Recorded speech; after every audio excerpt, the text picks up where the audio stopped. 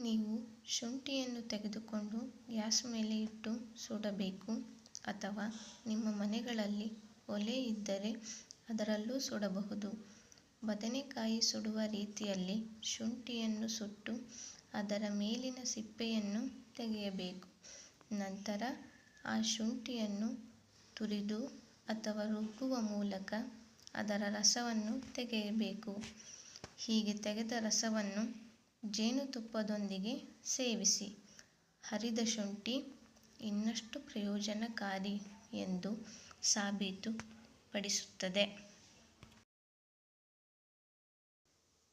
ಹರಿದ ಶುಂಠಿ ಮತ್ತು ಜೇನುತುಪ್ಪವು ಮಳೆಗಾಲದಲ್ಲಿ ನಿಮ್ಮ ರೋಗನಿರೋಧಕ ಶಕ್ತಿಯನ್ನು ಬಲಪಡಿಸುತ್ತದೆ. ಇದು ಅನೇಕ ರೋಗಗಳು ಮತ್ತು ಸೋಂಕುಗಳಿಗೆ ನಿಮ್ಮನ್ನು ರಕ್ಷಿಸುತ್ತದೆ.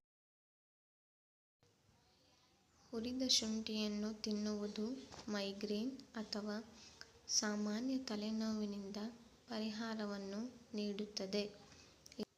ಇದರಿಂದ ನೋವನ್ನು ಕಡಿಮೆ ಮಾಡಬಹುದು. ಇದು ನಿಮಗೆ ಇಷ್ಟ ಆಗದೇ ಇದ್ದಲ್ಲಿ ನೀವು ಹುರಿದ ಶುಂಠಿಯ ಬದಲಿಗೆ ಶುಂಠಿ ನೀರಿನ ಜೊತೆ ತುಪ್ಪ ಸೇರಿಸಿ ಸಹ ಕುಡಿಯಬಹುದು.